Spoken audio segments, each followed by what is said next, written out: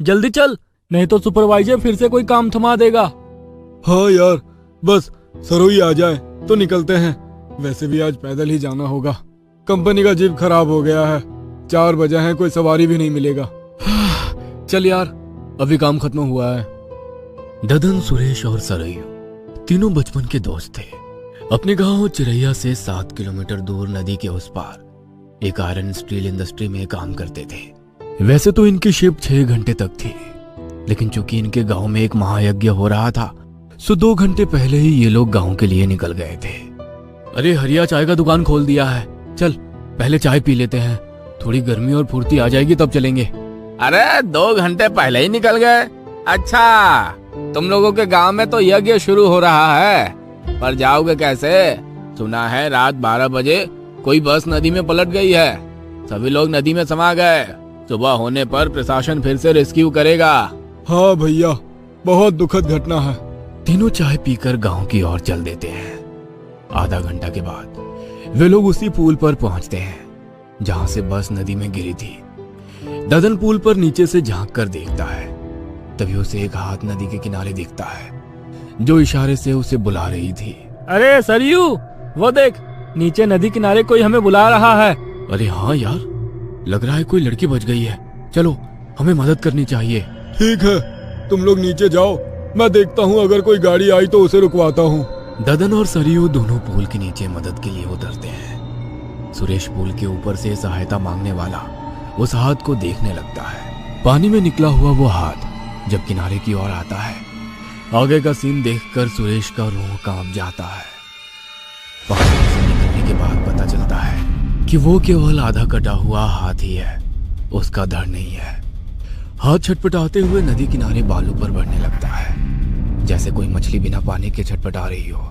छटपटाते छटपटाते हाथ पुल के नीचे चला जाता है। सुरेश को अब हाथ नहीं दिख रहा था। वो बदहवास ददन और सरयू को देख रहा था, जो पुल से नीचे उतरकर नदी की ओर बढ़ रहे थे। सुरेश के मुंह से आवाज नहीं निकल रही थी।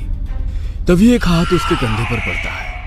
वो पीछे मुड़कर देखता है, वहां कोई नहीं था, केवल एक कटी हुई हाथ उसके कंधे को जकड़े था, जिसकी दूसरी छोर कटी हुई बांह से खून रिस रहा था। मुझे छोड़ दो, मैंने तुम्हारा क्या बिगाड़ा है? हाथ लगातार सुरेश के गर्दन को जकड़ते जा रहा था। सुरेश मदद के लिए ददन और सरयू को आवाज लगाता है। ददन, सरयू, बचाओ, बचाओ। नीचे से ददन और सरयू देखते हैं कि ऊपर से सुरेश चिल्लाते हुए कुछ बोल रहा है। अब सुरेश को क्या हो गया जो ऊपर से चिल्ला रहा है? अरे वो हाथ कहीं दिख नहीं रहा, शायद वही बताना चाह रहा हो कि वो हाथ नदी में बह गया है। रुको, आ रहा हूँ। चल भाई, ऊपर चलते हैं। लगता है वो लड़की बेचारी डूब गई या नदी की धार में बह गई। पुल के ऊपर सुरेश उस हाथ से अपने आप को छुड़ाने की बहुत कोशिश करता है, लेकिन वो हाथ उसे नहीं छोड़ती और सुरेश को पुल से नीचे धकेल देती है। ददन, सरयू, बचाओ। ददन, तुमने सुरेश की आवाज सुनी क्या? हाँ, लगता है सुरेश कोई मुसीबत में है। अरे सुरेश, कहाँ चला गया? सुरेश, सुरेश! अभी तो उसकी आवाज यहीं से आई थी। सुरेश! ओह नो, वो देखो, नदी में लगता है सुरेश ही बहा जा रहा है। नहीं, ये नहीं हो सकता मेरे दोस्त, तुम्हारे घर में मैं क्या जवाब दूंगा? सुरेश!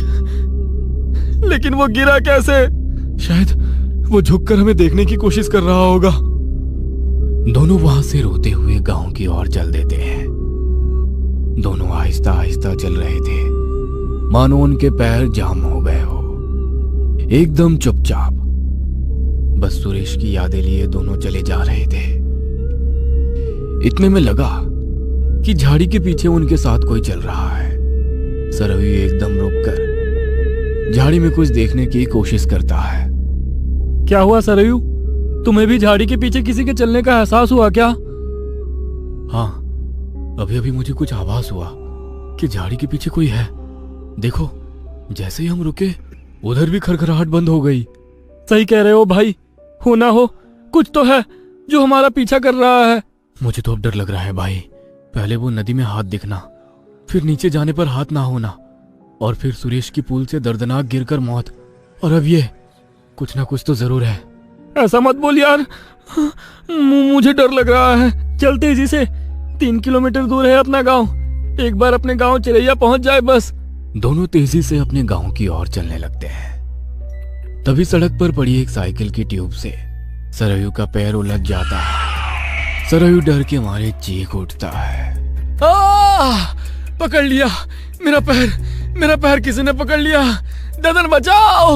भूत पिशाच निकट नहीं आवे, महावीर जब नाम सुनावे। अबे भूत मेरा पैर पकड़े हुए हैं और तू भागा जा रहा है। भाई जान हमें भी प्यारी है, बजरंगबली का नाम लेकर पैर छुड़ाकर भाग ले। अबे रुक जा, लगता है ट्यूब उलझ गया है पैर में। रुक तो, मैं भी आता हूँ। ददन डर के मारे सरयू की बात नहीं सुन पाता और दौड़ते हुए भाग जाता है। अब दोनों दोस्त अलग अलग हो जाते हैं। ददन आसपास होने वाली गतिविधियों से चौकन्ना बेतहाशा दौड़े जा रहा था। हर एक खरखराहट के साथ उसके दिल थम जाते और धड़कन तेज हो जाती, साथ ही और तेजी से भागा जा रहा था। तभी उसे पीछे से एक बस आती हुई दिखाई देती है। वो बस को हाथ रोकने के लिए इशारा करता है, लेकिन बस नहीं रुकती। हताश वो थक कर दोनों घुटनों पर हाथ रखकर झुक जाता है। तभी कुछ दूर जाकर अचानक बस रुक जाती है। ड्राइवर वाली विंडो से एक हाथ निकलकर उसे आने का इशारा करती है। ददन दौड़कर हाँफते हुए बस पर चढ़ जाता है और एक सीट पर जाकर बैठ जाता है। बस तेजी से चल देती है। तभी उसे आभास होता है कि वो तो बस में अकेला है, यहाँ तक कि ड्राइवर भी नहीं है। बस एक कटा हुआ हाथ बस के स्टीयरिंग पर है। अचानक वो हाथ ददन की तरफ बढ़ता है। बचाओ बचाओ, मैं मरना नहीं चाहता, प्लीज मुझे छोड़ दो। मैंने तुम्हारा क्या बिगाड़ा है।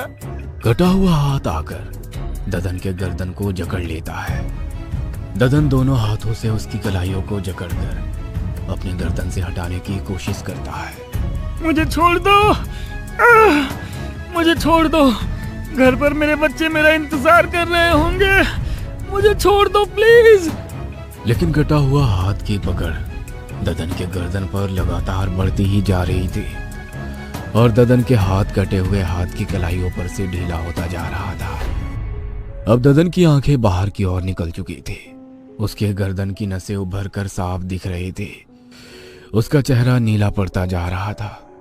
अचानक उसके मुंह से खून की उल्टी हुई और वह वहीं पर दम तोड़ दिया। इधर सरयू दौड़ते हुए ददन को ढूंढते हुए आ रहा था, लेकिन ददन तो दूर दूर तक कहीं नहीं था। पता नहीं ये लड़का कहाँ चला गया। कम से कम दुख में तो साथ खड़ा रहना चाहिए था, डरपोक कहीं का। तभी सरयू को वही बस दिखाई देता है। जब वो पास पहुंचता है तो बस स्टार्ट होकर आगे बढ़ जाती है। रोको रोको, अब दम निकल जाएगा। तभी ठीक उसी तरह बस कुछ देर तक आगे जाकर रुक जाती है और ड्राइवर की खिड़की से एक हाथ आगे आने का इशारा करता है। सरयू दौड़कर बस पर चढ़ जाता है। बस तुरंत अपनी रफ्तार पकड़ लेती है। अरे ड्राइवर भैया, थोड़ा धीरे चलाओ। यहाँ 5 मिनट की दूरी पर हमारे गांव चिरैया में रोक देना है। अरे गाड़ी मोड़कर पीछे क्यों ले जा रहे हो। तभी सरयू का ध्यान बस में जाता है। पूरी बस खाली थी, बस में कोई नहीं था। जब ड्राइवर की ओर देखा तो सरयू के होश उड़ गए। बस बिना ड्राइवर के ही रफ्तार से भागे जा रही थी। एक कटी हुई हाथ स्टीयरिंग को हैंडल कर रही थी। अचानक वह हाथ पीछे की ओर मुड़ा और सरयू की तरफ आने लगा। सरयू दौड़कर पीछे की ओर भागा। भागते हुए उसके पैर किसी चीज से टकरा गए। वो नीचे देखा तो सन्न रह गया। ददन की लाश से उसका पैर टकराया था। इससे पहले कि वो कुछ सोच पाता, वह हाथ उसके गर्दन को जकड़ चुका था और ठीक ददन की तरह हाथ की जकड़न तब तक बढ़ता गया जब तक सरयू के प्राण नहीं छोड़े। बस उसी पुल पर जाकर नदी में गिर जाता है। दूसरे दिन और बस वाले पैसेंजर्स के साथ इन तीनों की लाशें भी नदी से निकाली जाती है।